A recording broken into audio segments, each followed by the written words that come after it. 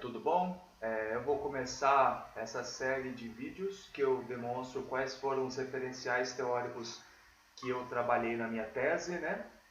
E o primeiro deles, eu parto desse artigo aí do professor Richard Bailey, de 2005, onde ele fala que é de uma avaliação da relação entre a educação física, o esporte e a inclusão social. Artigo esse que foi publicado na Educational Review. Próximo slide.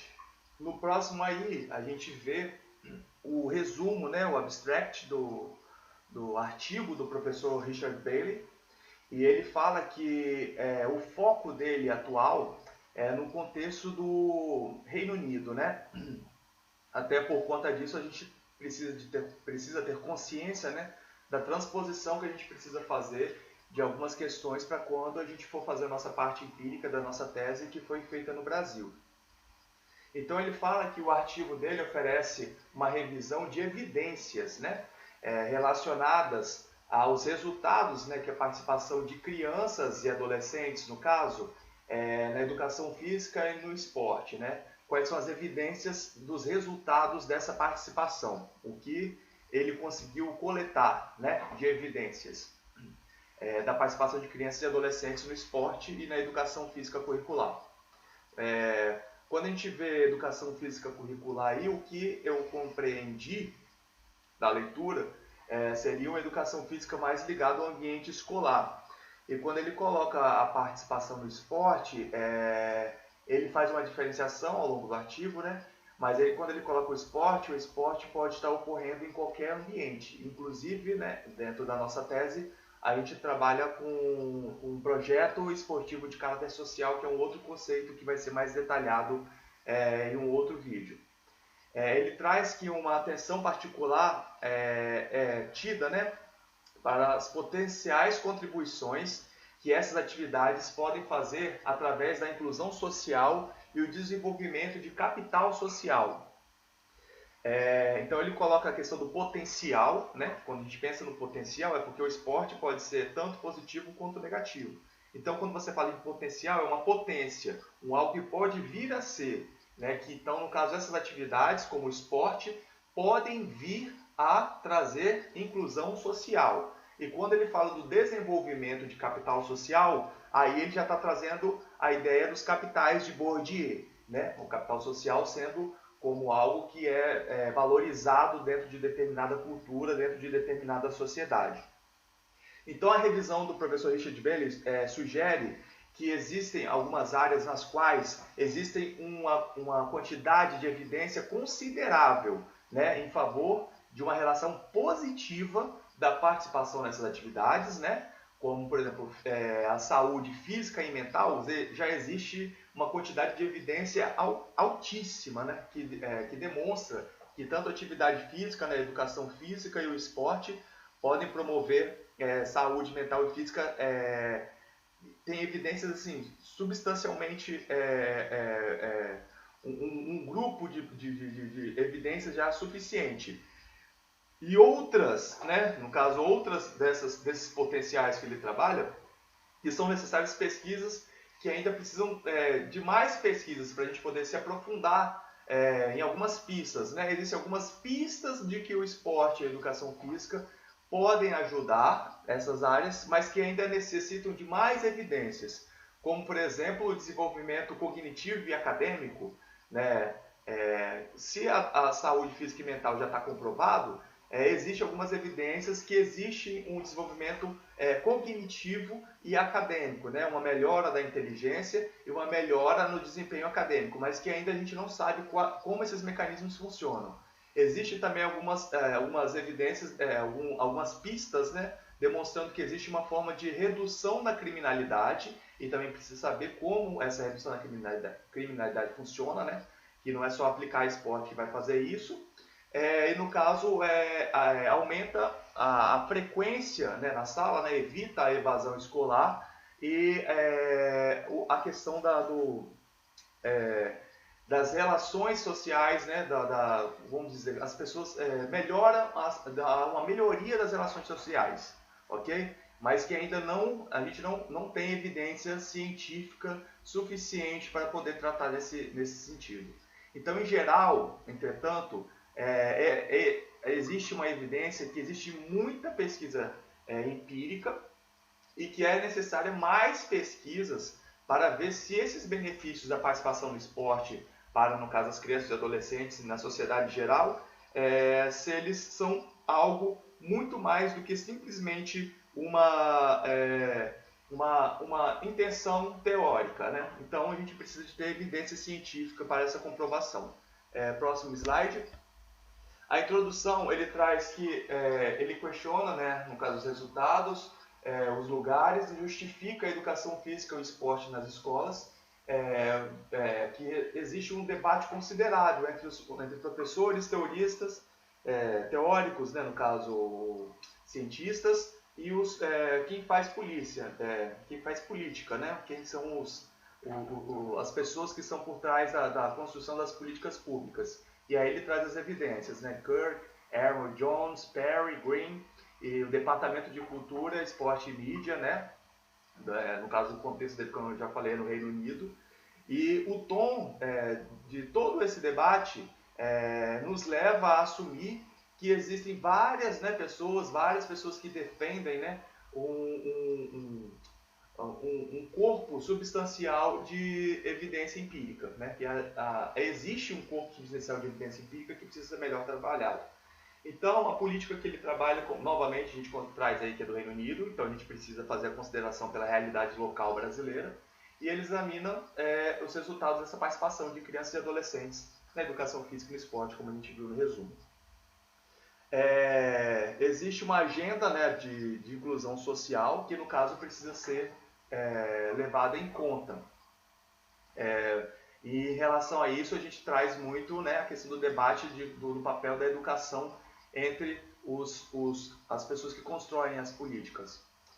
Enquanto alguns dizem, né, alguns debates em favor, né, da educação física e do esporte, ainda existe uma consideração objetiva de falta de alguma base empírica para poder justificar esses benefícios, né? Então, este artigo, né, que é o ponto de partida para a tese em curso, tenta chegar um pouquinho mais próximo desse objetivo. Então, ele começa fazendo essa clarificação, né, essa distinção entre os termos, né, referente à educação física e o esporte, né? São conceitos que, se a gente for ver no senso comum, eles têm muito em comum, que sugerem, né, que são sinônimos, sendo que, na verdade, existem algumas diferenças essenciais. Na nossa tese, a gente trabalha mais com o conceito de esporte, né, e algumas ramificações, que eu também irei explicar em vídeos posteriores, mas no artigo do Bailey, né, 2005, que é uma das referências principais, ele começa a falar desse debate que existe, começa a citar vários autores que vão dizendo aí as diferenças que ainda são causa de debates, né, a diferença entre educação física e esporte. E ele começa a trazer que a educação física é uma área do currículo escolar, né, conferente ao desenvolvimento das competências físicas dos pupilos que ele traz aí, né, que seriam dos estudantes, né, das crianças e dos adolescentes que fazem parte da educação física escolar.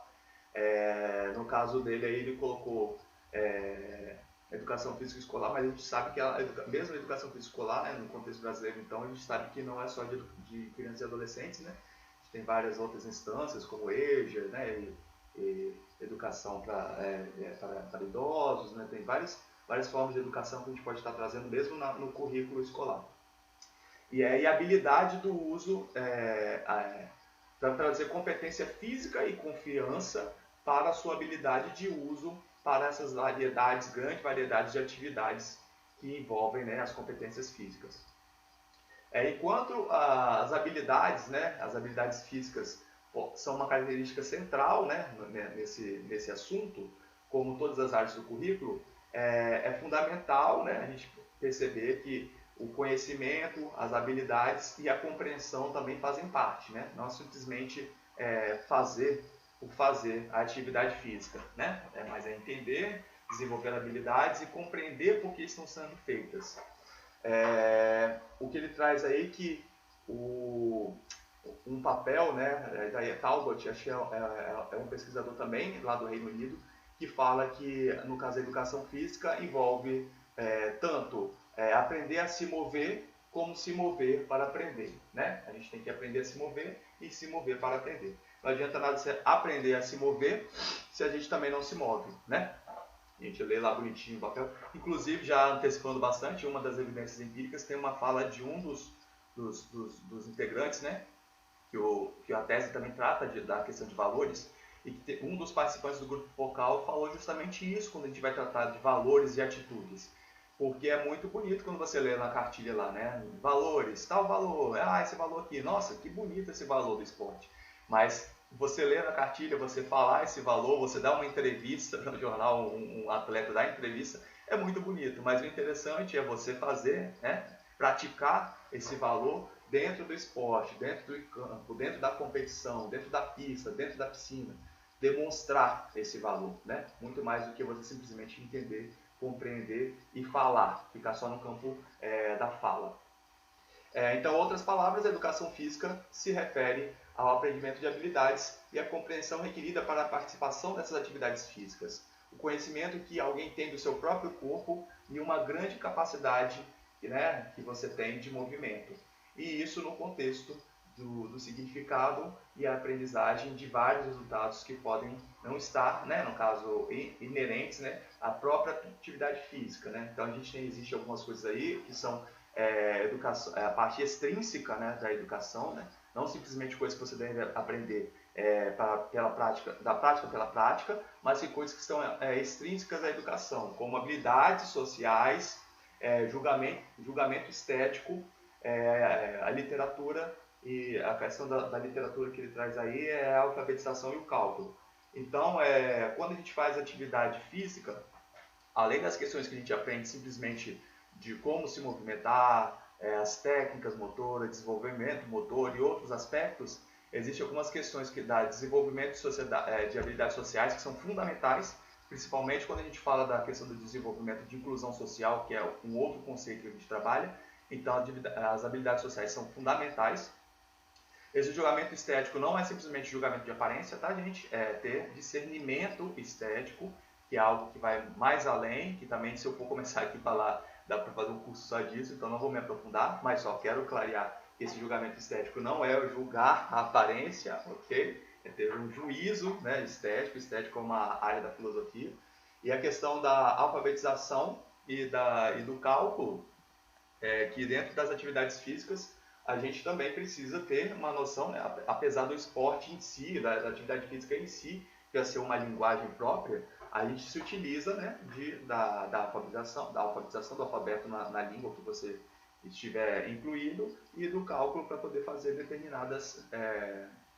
compreender como performar em determinados locais, ok? O conceito de esporte que eu trabalho vai ser um conceito que eu vou trazer mais à frente em um outro vídeo. Mas o Bailey, né, nesse próximo slide aí, ele traz que é um pronome coletivo, né, que geralmente se refere a uma grande gama de atividades, processos e relações sociais que se presumem físicas, psicológicas e sociológicas, né? Que se presume que essas relações sociais dessas atividades esportivas vão gerar resultados físicos, psicológicos e sociológicos. Essas atividades podem ser individuais, em parceria ou em times. Pode haver contato e pode haver não contato. Pode ter esportes onde o domínio é muito mais da percepção ou o domínio é muito mais do movimento corporal. Existem várias ênfases em estratégia, dependendo da modalidade, da sorte ou de habilidades físicas, né? Dependendo da atividade, uma estratégia vai ser mais importante, dependendo da modalidade, o acaso vai ser mais importante, dependendo da modalidade, a atividade física vai ser mais importante. E no caso a gente tenta combinar os três, como melhorar os três, né? E a questão da competitividade que existe dentro das habilidades esportivas, que ela pode ser utilizada de forma positiva, claro, mas que a gente vê na mídia divulga geralmente o competitivo como sendo o cerne da questão, sendo que existem outras partes envolvidas. Existe um desenvolvimento, um autodesenvolvimento, e existem algumas atividades que são puramente recreacionais, quando a gente trata de esporte. Então ele traz aí um conceito que é do sociólogo do Coulter, né, de 2001. Então, refletindo nessa diversidade de processos, de resultados possíveis, é interessante, né, no caso, ele tratar o conceito que ele traz, né, como se fosse central, também uma visão aí eurocentrada, né, que fala que o esporte significa todas as formas de atividade física nas quais, através de ou casuais, ou uma participação casual ou organizada, foca em expressar e melhorar a performance física e mental, o bem-estar, formar relações e obter resultados em competições de todos os níveis. Então você vê aí que a definição traz a competição novamente da competição como um foco central desse estudo. Aí já começa a trazer a questão do Bourdieu, aquela questão que eu falei do capital social, que aí no caso ele fala dos traços, né, que ele consegue, do passado, que ele consegue ver os estudos, né, de cultura e da dinâmica do fenômeno criativo. Né, a influência do conceito de reprodução, né, que é de Bourdieu e Basserson, e ele discute as relações entre as reproduções, né, culturais e sociais. Ele faz uma distinção, né, das definições dos conceitos de capital cultural, linguístico, acadêmico e social. E através do tempo se tornou muito mais explícito, né, a sua evocação, né, para o conceito de capital social e a sua conexão com as relações, né, interrelacionadas com as formas econômicas e culturais de capital. Então ele define o conceito central aí dele de social capital como um agregado de recursos de verdade, né, ou potenciais, né, você vê aí, um agregado de recursos, por isso que a gente fala da questão do potencial. A gente pode falar que o esporte inclui, mas é um potencial. Então ele fala do capital social como sendo um agregado de recursos de fato, né, ou potenciais, nas quais estão correlacionados à posse de uma rede, né, durável, mais ou menos institucionalizada de relações, de conhecimento mútuo e de reconhecimento, que provém, no caso, a cada um dos seus membros uma compreensão que existe determinado capital, que existe determinado valor, determinada importância. Então, o conceito de capital social parte do pressuposto de que socialmente existem alguns recursos que alguma pessoa pode ter, não necessariamente um recurso econômico em si, mas talvez um traço de personalidade, uma qualidade, uma aparência, algo que pode ser tanto real como abstrato, mas que uma pessoa ou outra tem, que é valorizado dentro daquela coletividade. Ok? Próximo slide. O esporte e a exclusão social. Se a gente fala de inclusão, a gente tem que pensar na exclusão social também. Ele traz novamente conceitos que, como a gente diz, são eurocentrados, que fala que a exclusão social aconteceria com indivíduos ou com áreas, né? A exclusão social não é somente de pessoas, mas de pessoas ou áreas que sofrem de uma combinação que está ligada a problemas como o desemprego, um baixo número de habilidades, né? Habilidades para poder lidar com vários problemas, recursos insuficientes, uma moradia precária, ambientes onde tem uma taxa de criminalidade alta, uma saúde precária e famílias destruídas, né? Então, a exclusão, de acordo com esse conceito, poderia tomar diferentes formas, como falta de acesso ao poder, ao conhecimento, a serviços, a estruturas, a escolhas e oportunidades. No caso, isso que ele traz como conceito de exclusão.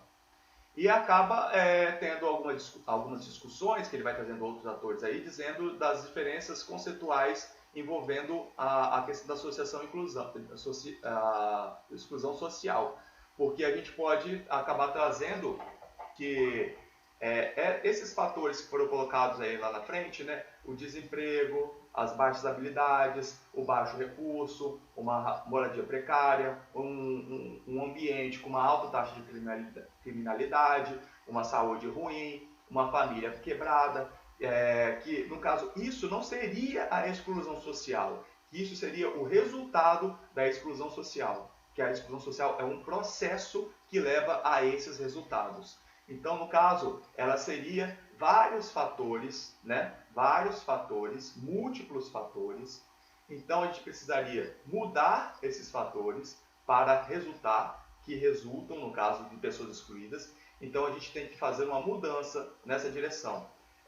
Pessoas que têm, que sofrem, que acabam tendo esses resultados, são pessoas que passam por um processo de serem excluídos das trocas normais, das práticas normais e principalmente dos direitos na sociedade moderna, ok? Então as pessoas que carecem do acesso aos seus direitos sofrem um processo de exclusão social e acabam resultando nesses resultados que a gente colocou lá em cima, ok? Então a exclusão social é um processo de falta de garantia, de oportunidades, de práticas, de trocas e de direitos. Compreendido? Seguindo, ele divide, que aí no caso são o que a gente chama de, o que eu trago para a minha tese, né, na construção do dispositivo teórico da minha tese, o dispositivo teórico que é o conceito que a gente trabalha de inclusão social na tese, a categorização, né, o tipo ideal, as categorias a priori, que a gente traz para a nossa tese, que são as que vão perpassar, que eu trago desde o início e que vão até o final da tese, para tentar organizar o pensamento, que são as dimensões espaciais, no caso a dimensão, perdão, falando singular, a dimensão espacial, a dimensão relacional, a dimensão funcional e a dimensão de poder. Quando fala de dimensão espacial, a gente se refere muitas vezes simplesmente ao espaço, né? A uma distância espacial, ao termo do espaço, mas ele clarifica o termo ao dizer que a inclusão social na dimensão espacial tem sim a proximidade de fechar, a intenção de se aproximar e fechar as distâncias sociais e econômicas, ou seja, a espacial se refere também à questão econômica, tá? Essa distância econômica. Então, quando a gente fala da distância, do espaço social, é o quê? Fazer pessoas de contextos sociais diferentes conviverem no mesmo lugar. O esporte pode fazer isso. Pessoas passarem a ter acesso a questões econômicas e diminuindo a distância econômica para pessoas de classes mais altas. O esporte pode fazer isso. Pode prover um emprego, pode prover uma rede de relacionamento, pode prover uma ascensão social como um atleta. Então, existem várias possibilidades de inclusão social, espacial, através do esporte. Ok? Essa seria a primeira categoria. A segunda seria relacional.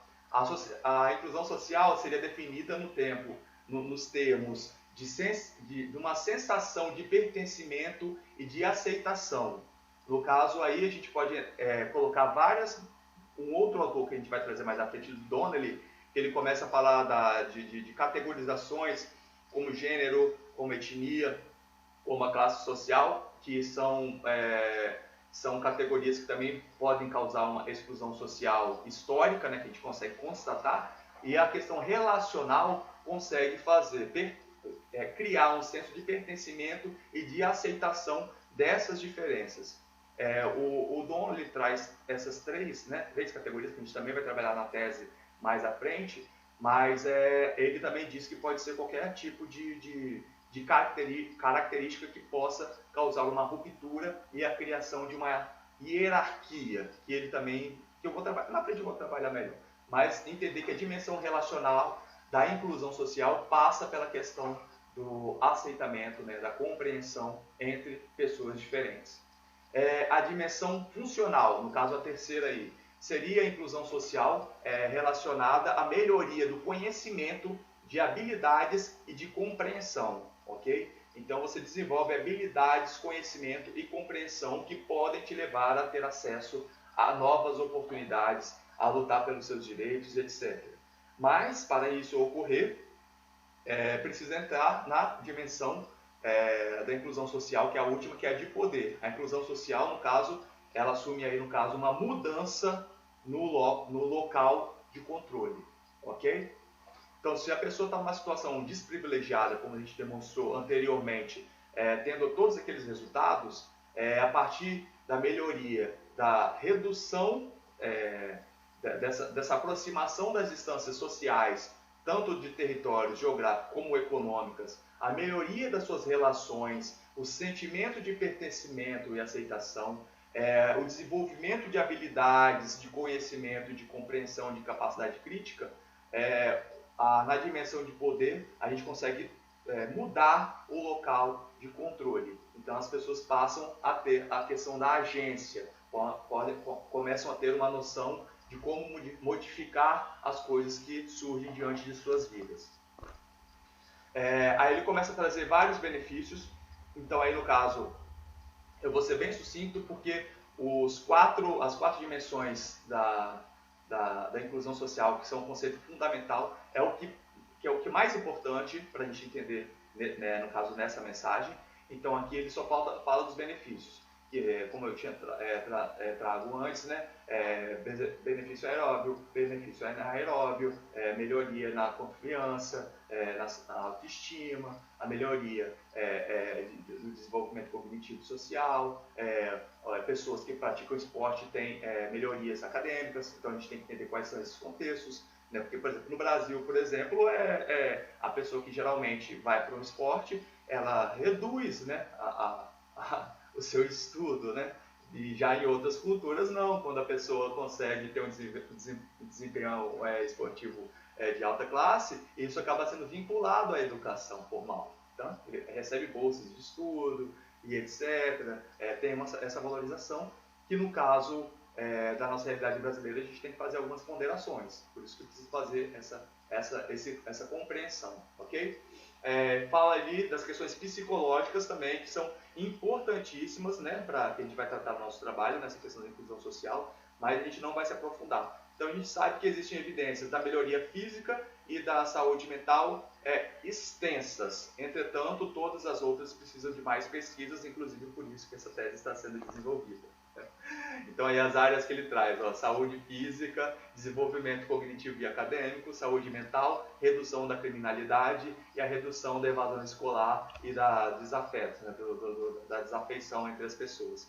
Então, melhorar, no caso, na redução da criminalidade, quando a gente pensa nisso, a nossa tese começou pensando um pouquinho nessa questão, né? Mas a gente vai trazer outros autores, né? O Goff Nichols traz alguns autores. O Goff Nichols é outro autor também que eu vou trazer, que também é fundamental para a minha tese, que a gente vai trazer para poder trazer essa questão da redução da criminalidade, como ela pode ser tratada. Ele começa a trazer o argumento aí também do potencial do esporte, que ele começa a mostrar a questão dúbia, né? Que também vamos trazer outros autores aí que demonstram isso. O potencial dúbio, que ele pode tanto melhorar, né, promover, como inibir o crescimento personal de um indivíduo. Então, ele trata de que é uma futilidade, né, argumentar se o esporte é bom ou ruim por cima, né, acaba sendo uma futilidade. Se o esporte, como disse um grande professor meu sábio essa semana, o esporte é uma abstração. Agora, o que você faz no esporte, como você utiliza ele como ferramenta, que vai demonstrar se ele é positivo ou negativo. Então, o esporte, como a maioria das atividades, não existe a priori um bom ou ruim, mas existe o potencial para produzir resultados negativos e positivos. E as perguntas como: quais são as condições necessárias para que o esporte tenha resultados benéficos precisam ser perguntadas com mais frequência, segundo o autor Patrickson. Ele começa aí a mostrar que a conclusão, o final do artigo dele, que precisa de algumas coisas. Coerência, né? A gente precisa de coerência, né? Não simplesmente falar que o esporte é bom ou ruim e as visões de gestão cristalizadas. Então a gente precisa de uma coerência no nosso trato e falta de avaliação, que é justamente a partir daí que nossa tese se fundamenta. Uma falta de avaliação, uma falta de evidência empírica para poder justificar esse papel.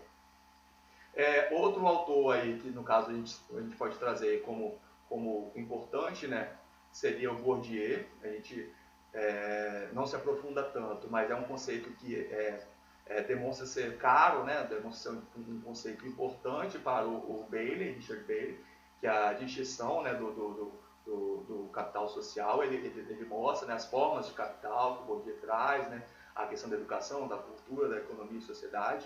Então, Bourdieu é um autor importante entre os que ele traz. E o outro que ele traz aí, que é para poder fundamentar as 4 dimensões dele, que é Peter Donnelly, ok? E esse artigo aí, ó, Aproximações à Desigualdade Social na Sociologia do Esporte, né? Então, a gente precisa aprofundar. Provavelmente vai ser o tema do próximo vídeo, ok? Ele faz aí um artigo mais recente, de 2018, onde ele faz uma revisitação desse artigo dele de 2005, ok? Trazendo novas evidências, o quanto avançou e o quanto não avançou. Esse artigo, inclusive, tem um patrocínio financeiro da empresa Nike, né? Que aí a gente já começa a fazer começa a pensar em algumas questões aí além da ciência, mas que a empresa Nike sempre foi conhecida por incentivar o esporte. Mas, porém, vamos em frente. E ele traz já nesse artigo uma ilustração, né? Coisa que no artigo anterior não tinha, né? Então ele traz uma ilustração já nesse artigo de 2018, isso, recente, né? Ele traz uma ilustração daquelas 4 dimensões que ele trabalhou no artigo de 2005, que melhora um pouco a nossa compreensão. Entretanto, o conceito em si, ele se mantém o mesmo, né? Das 4 dimensões, ok? Então esse foi o artigo do Richard Bailey, o primeiro das literaturas da tese que a gente está trabalhando, tá? Muito obrigado e vamos em frente.